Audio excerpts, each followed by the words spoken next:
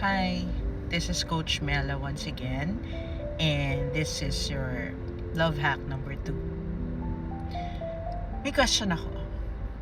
Ikaw ba yung tipo ng partner na lagi mong binabalik yung past mistakes ng partner mo every time nag-aaway kayo? Or are you the type of person na you help your partner grow and change for the better? Alam mo, lahat tayo nagkakamali. Walang perfect na partner. Wala ring perfect na relationship.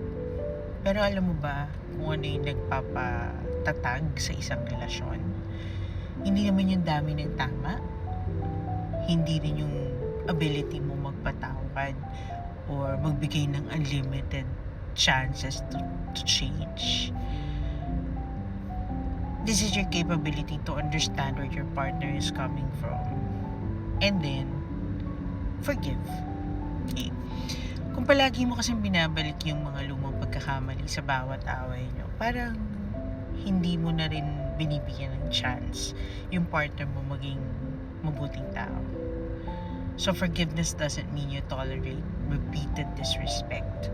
It just means you choose to let go of the pain while setting healthy boundaries and allowing room for genuine change. Tandaan mo to. Healthy relationships don't keep score. You just help each other. Once again, this is Coach Mela V, and watch out for more life and love hacks.